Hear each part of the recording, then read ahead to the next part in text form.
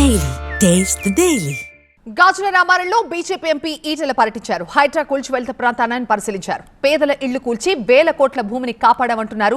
పేదల ఇళ్లు తొలగించాలనుకుంటే వాళ్ళతో మాట్లాడి ఒప్పించాల్సింది అంటున్నారు ఈటెల. డబుల్ బెడ్రూమ్ ఇళ్లు ఇస్తామని చెప్పాల్సింది. రాత్రికి రాత్రి వాళ్ళ ఇళ్లు కూల్చడం, వాళ్ళని రోడ్డును పడేలా చేయడం కరెక్ట్ కాదన్నారు ఈటెల రాజేందర్.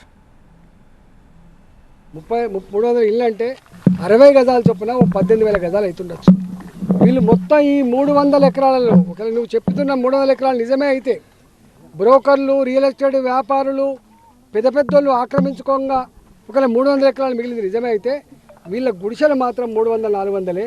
ఆ గుడిసెల కింద ఉన్న భూములు 4 ఎకరాలు, 5 ఎకరాలు, 6 ఎకరాలు ఉంటుంది తప్ప 300 ఎకరాలు లేదు.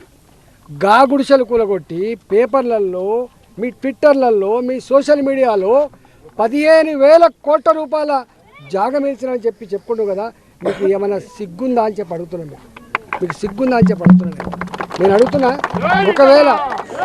ఒకవేళ మీరు కూలగొట్టదలుచుకుంటే ఈ భూమిని అమ్ముకొని మీరు డబ్బులు చేసుకోదలుచుకుంటే మీరు వచ్చి ఆ బస్తీ వాళ్ళతో మాట్లాడండి.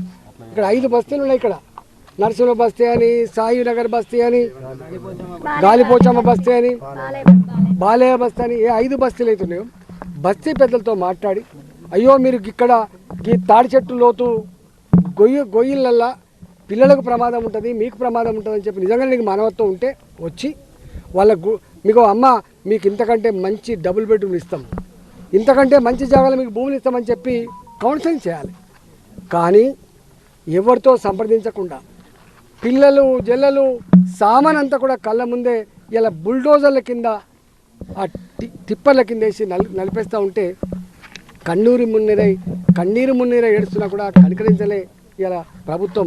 అంటే ఎంత నిజాం సర్కారోడు కూడా, ఆనాటి రాజులు కూడా ఇంత నీచంగా లేకుండొచ్చు.